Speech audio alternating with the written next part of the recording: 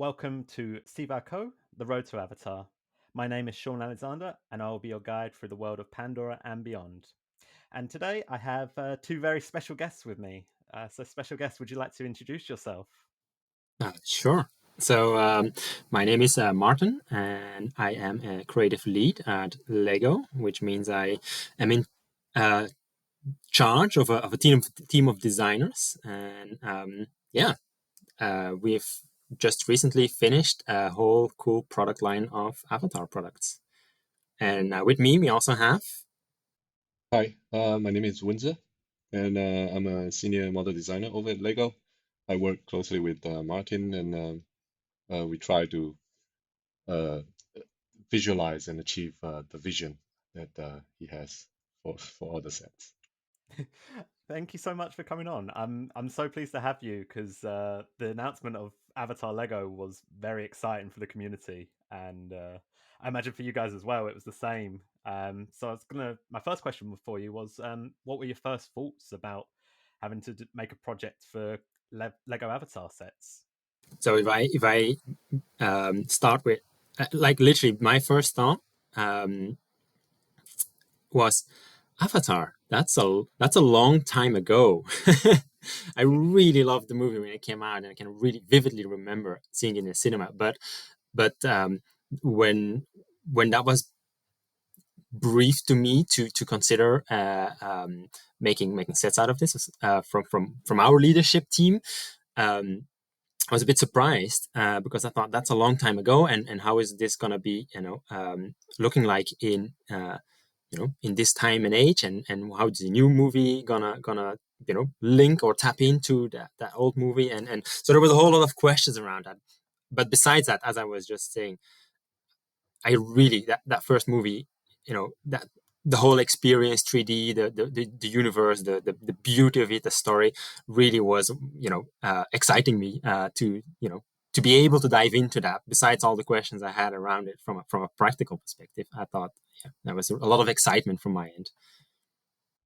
Yeah, I mean, just like Martin, m- when the movie first came out many years ago, the 3D technology was was like a novelty, and I remember going watching with my friends, and we were all blown away, and the me and my friend, we were already into this kind of uh, concept design and movie, and it just we were just blown away. But for the project, when it was first mentioned, um, uh, as I mentioned, my role is more of an execution person within the team with the model designers. So the first thought that came to my mind was like, how do we represent the Navis? And that's literally what I talk about, because they're such important part of the movie that I just thought we gotta nail this. We gotta get it absolutely right. So yeah, that's one of the first question that pops in my head. Amazing. So, how often would you revisit the film during the creation process? That is a good question, and I think it's different for everybody on the project.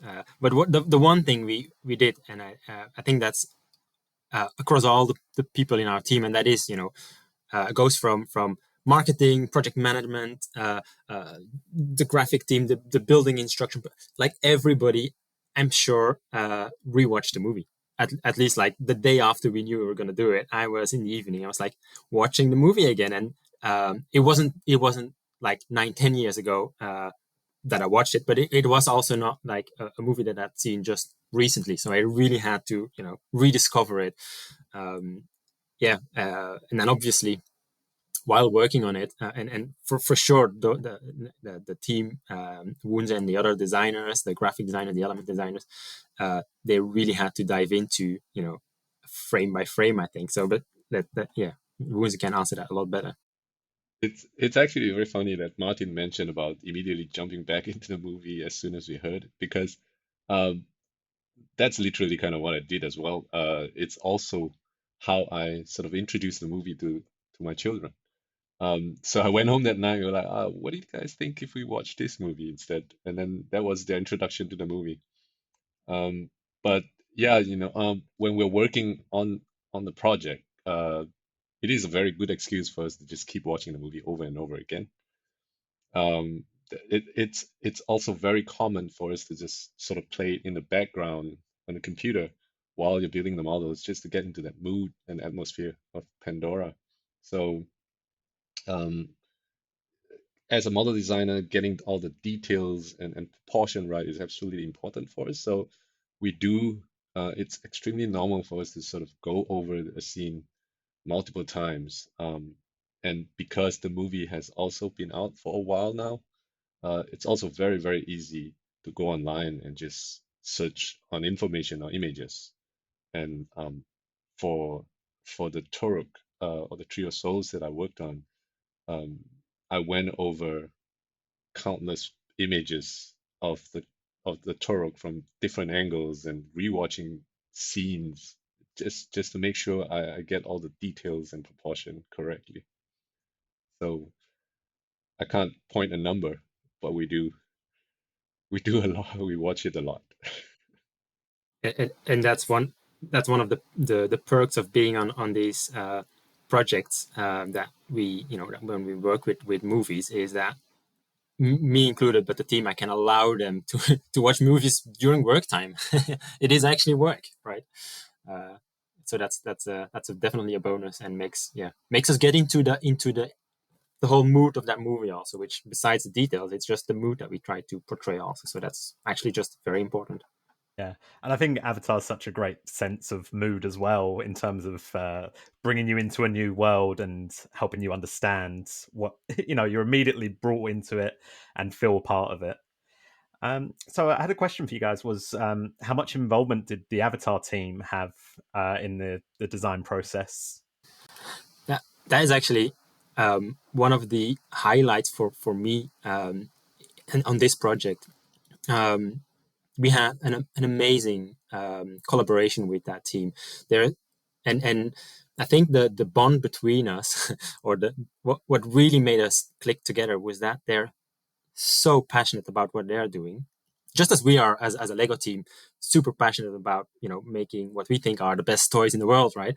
And so, but you could feel that they had a passion for their universe and for what comes into the future for them, what they had planned out, and they um, immediately brought that to us, conveyed their importance to us, just as we did from our end, and we were on the same level of passion from each end, and that allowed us to have creative input and creative sparring from the start, which it's not always that easy. We have a totally different business, but just uh, they understood our passion quite fast because of their passion on their end, and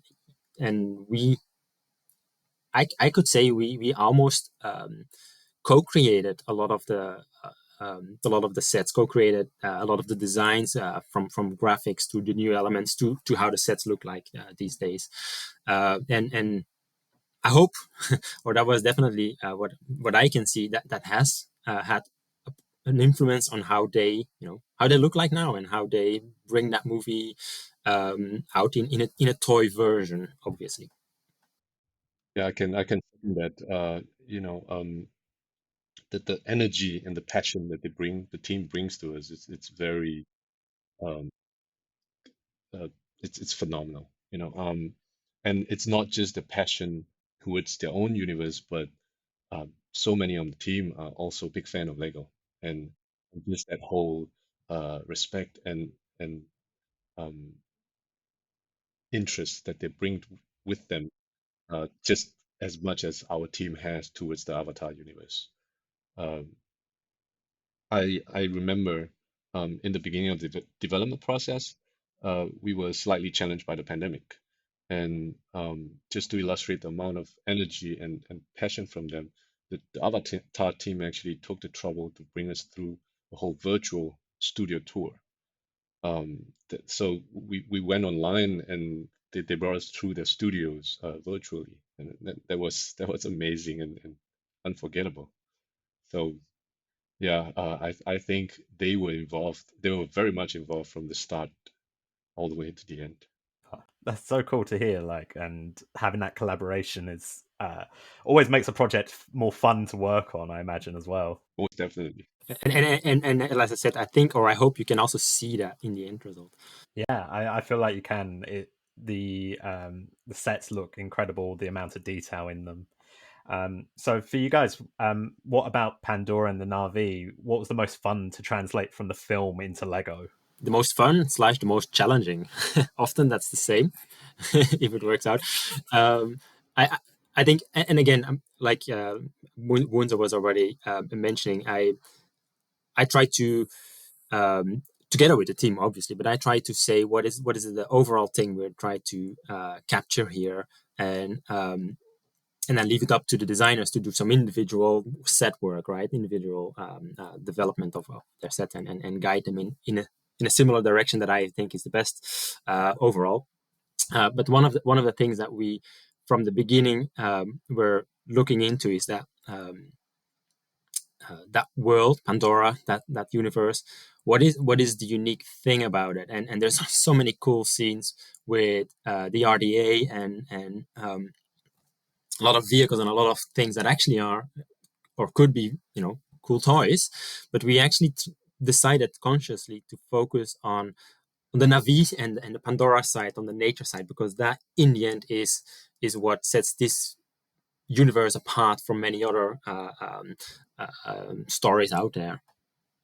So and translating that, so the nature, the creatures, and the Navi, I think was the most fun, but therefore also there was a lot of challenges in that Navi that needed to solve on the go. So Like Marty mentioned, it's about bringing that whole magical aspect, the most uh, out of this world, fantastical world, the world of Pandora, that would really sort of trigger the fans and children's imagination when playing with our sets.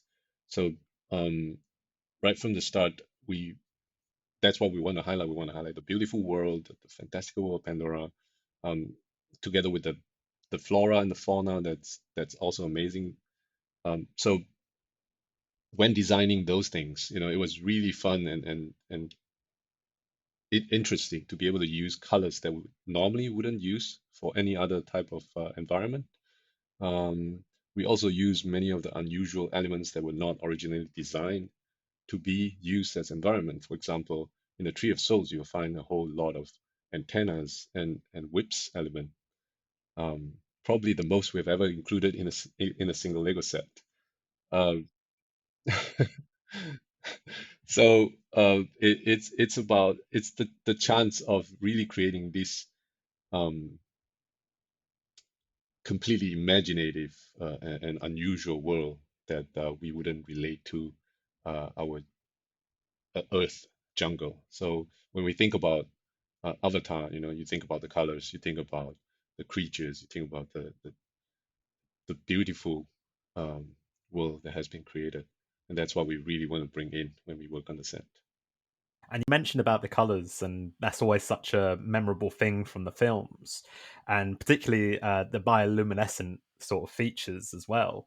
So, what was that like trying to include that in the build process? and that was what I was hinting already to before. That was one of the challenges, because yes, Pandora has two visual looks, if you say it like that. There's uh, the day side, and there's the night side, and the night side is actually, even more, that's where really the magic comes out.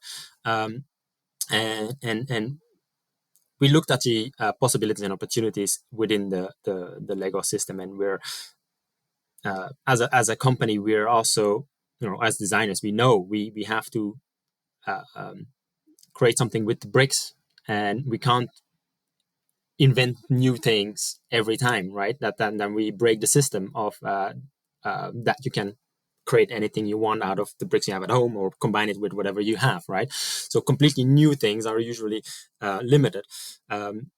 So looking at, we have beautiful day uh, um, Pandora, we have amazing magical night Pandora. We looked at Lego, and we have a limited option here.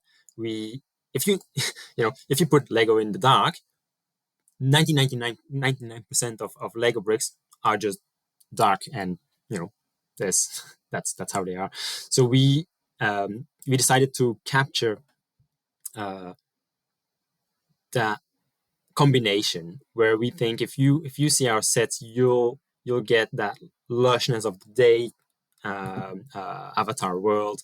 You see the Navi or the creatures in their bright colors. But if you look at our sets, and you will also see, in some sets more, some sets less, but you also see that more bioluminescence color scheme used in it. But they're meant to be, most people, to be seen during the day. So we have combined day and night in a day setting for us, because there was a very limited amount of we have glow in the dark elements in there, but they're whitish, and putting a lot of them in a set would make the set not that pretty. So we have made some conscious choices there to stay in Lego Day, but put a lot of that bioluminescence color scheme in it, so it's gets that prettiness and that magic from the night there. But that was a difficult exercise. There's many directions we could have gone there, and we made a choice in this direction. But yeah. If we start again, we might end up a slightly different variation on this, because there's so many options to consider there. Yeah, like as Martin mentioned, the night scenes, or when the flora are all sort of glowing, that's when they're most magical, most colorful and fantastical. And that's what we really want to bring into the set, because that would really set those sets apart from other Lego theme. Some of the trick we use, or solutions that we came out with, other than the unusual color that we normally wouldn't use for any other trees, we also used quite a fair bit of transparent material, transparent colors. Like Marty mentioned, we put in as many glow in the dark pieces we think make sense for the sets. Um, and with that, we hope we were able to transport the fans and the children into the world of Pandora. And I think one thing worth mentioning about these environment that we are focused so much on and creating, is that the fact that you can actually combine the multiple sets and make into a big environment. So in that sense, children or fans can actually build their own Pandora. And just I almost forgot about it, but it came to my mind just now when talking about it, because also building and elements, yes, but of course we also have a lot of graphics, and for example um, the Navi figures, our graphic designer had the same, we challenged him in the same way. What can we do?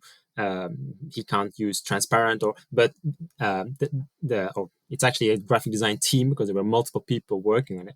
But they came up with a really nice solution to bring the dot pattern, which is what comes out mostly during the in the bioluminescence and during the night, but to use metallic color there, which if you twist it in the light, it does shine out, just to reflect the light really nice. And it is in very small detail, but it does work really well, both in their faces and their torsos. So it's one of the other small details that hopefully, once you have a set in your hand, you will notice, and adds to that overall feeling of magicness of Pandora. Yeah, I think little details like that, things like fans honestly crave. So hearing that little details like that, spend so much time on them, it's amazing to hear. Now, obviously, the Navis are a little bit taller than the humans. So was there, like, I'm assuming that was part of the process as well, to be like, we want to make sure scale looks good for them. Woon Tze, you want to start with that one? Uh, yes, and for this, I want to really, praise our talented element designers and graphic designers, because when it comes to the character and the figure in a Lego set, it's mostly handled by them. And for the Navi, like I mentioned, that was one of the first thought that I had. How do we properly depict them? And we did consider just making a minifigure, because the minifigure form is such a iconic Lego language, right? But of course, as you mentioned, they are in the movie significantly taller than a human being. So together with our partner, we didn't think that that was the right direction to be. We did also consider at some point fully sculpting them as a character, as how we would have handled some of the other IP characters in the past. But we realized by doing that they ended up looking a lot more like a creature than a character. So in the end, we landed on this solution where uh, there's they have similar sort of body language. I guess the design of the torso and leg language, but just stretched out, taller. So it's still recognized as a minifigure with that same sort of design language, but we also sculpted a new sort of head element to better capture the facial features of a Navi. Um, with the new head, we also then made new wigs for it, including a connector at the end just to represent the Kuru, as that's such a big part of the movie, so that they can then establish that neural connection with the flora and fauna in the universe. And lastly, we choose the right blue tone for it, and with all the intricate patterns and how the graphic designer has included the metallic paint to sort of highlight certain details on the face, that really brings the whole character out. And then just to make it even more complicated is that um, when we were looking at all the options, as Woon Tze was saying, we don't just jump into one solution, but we explored really broad range of how to depict that the Navi. When we knew, or when we're getting closer to, yes, we going for the minifigure style but taller, we actually had to get our legal team and our brand team to approve it, because the minifigure is one of our most brand iconic items, together with 2x4 brick, for example. But stretching that and having not just one but a whole clan, and potentially even more in the future, right, of Navi, that needed to be checked off, and we needed to make a case, and obviously we stay within the language we feel, and we from a team perspective we felt it was the right direction. But of course, as a company, somebody or a full team of people needed to look at it and say and not. So also internally, we had, of course, the partner, and we had ourselves, but also internally, we had some extra people to make the case to, and to convince, just to highlight there was some extra complications on or extra limitations sometimes on how we can design. I imagine as well, like a lot of people don't realize the sort of things that have to go through that process as well. So hearing about all this is amazing. In regards to the scale as well, obviously there are other creatures, and there's the amp suit. I'm assuming as well, wanting to try to that comes into the process of watching the film a few times over and using that scale in reference as well, right? And scale is another one of these things. I mean, we are making toys, right? Toys for kids and adults. Everybody can enjoy them. But one of the things that overall that we do is take some liberty with scale. And that's one of the things that we have a lot of attention to make sure that some of those liberties are not really noticed too much, because they're with each other, and in combination with each other, still all makes sense. But that's a lot of exercises there, where many of our models have the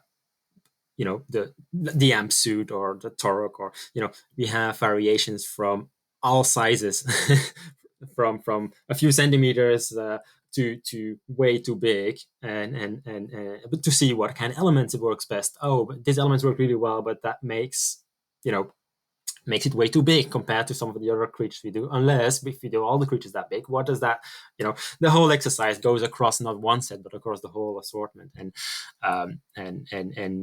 we have to make some compromises here and there. But in the end, I think the most important thing is that they're relative to each other, feels that there is some scale in it that makes sense. Yeah, about scale. That's a very, very interesting topic you bring up because not just to limit it to this theme, but across Lego assortment, scale has always been talked about, especially by the fans. Um, in the end, you know, the minifigure, as a Lego designer, we try our best to stay as true to reference material as we can. But a minifigure isn't exactly a regular human being in terms of proportion and height. So if we're gonna design a vehicle or a creature that it's gonna sit on, um, or the M suit, ultimately the function of it comes first. So if the figure has to go into the M suit, then there's already a certain size it needs to be. Um, if you try to compare it to the movie one to one and say, oh, if the human is this size, therefore the M suit has to be this size, it often than not it wouldn't work in that sense. So we do take, um, as Martin pointed out, that sort of creative liberty in terms of going to the size that made sense and worked as a toy.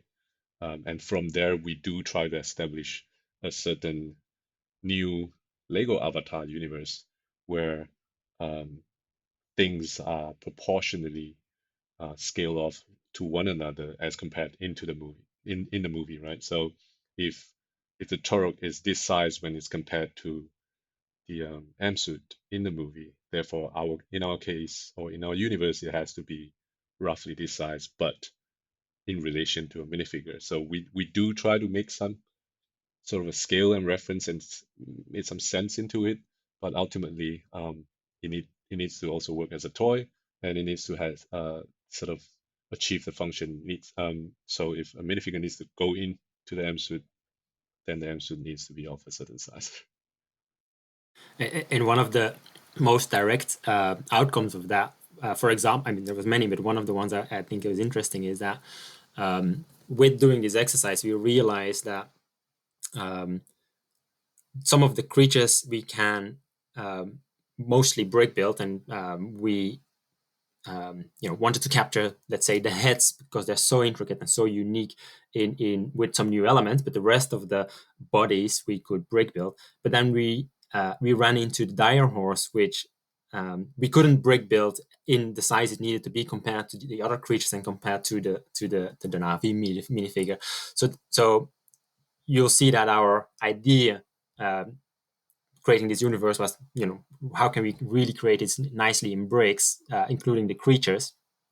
But for the dire horse, we had to go, and again, that's not a negative thing, but we had to go for a full new dire horse element because of the size ratio to the other creatures to be right. If you had to brick build, it was way too big, or really ugly or not functional if we had to do it in the correct size that small. So again, that's where we where you can see how we have worked with the scale and keep it in balance. Yeah, talking about the dire horse and also mentioning like the Turok and Ikram. You mentioned about their bonds, being able to connect the minifigures as well. You said that was something you wanted to make sure was included, and yeah, I can imagine fans are really going to enjoy having that element as part of the sets as well. Is that something that you always knew that from the start you wanted it to include? That is an interesting one. That was one that we definitely knew. I mean, even before rewatching the movie, that's one of the things that I remembered was part of the movie. That was so unique, right? So we just didn't know how we could do that from the start. How it would work in a Lego way, so it made a good play and a fun thing, and still looked like how it was in the movie, and gave that same feeling. Um, so we actually put it on our development list from the beginning for our element designer, but including the model designers too, because it had to work between the the minifigure and the models. So it was definitely a team collaboration there, but we didn't tell this to our partner in Lightstorm because because we didn't know for sure if it would work out, and only when we, in a concept development phase, we're a little bit more confident that we could do it. We told them that, hey guys, we are thinking of adding this. Do you think it's a good idea? Because obviously they also need to approve it, and they were so happy that that we could do it. But because also from their perspective, it is super important, and I probably not giving anything away, saying also in the future universe of Avatar, this keeps being an important part of that universe. So That neural connection, it's definitely one of the key features we've always wanted to put into our sets, just because it does play a big part in the movie.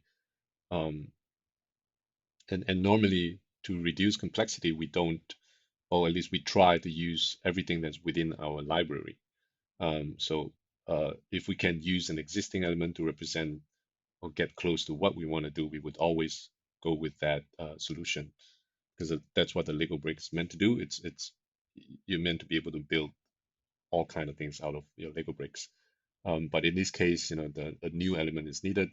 We don't usually go lightly in creating a new element. We do it in an absolute necessary situation, and in this case, it is.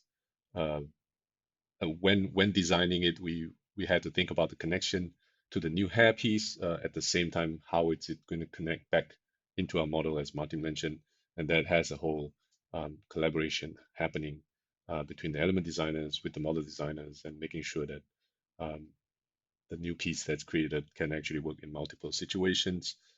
We, of course, will not be able to design a unique piece for every creature, so that the overall design of that new piece has to be universal enough to be able to use across multiple creatures.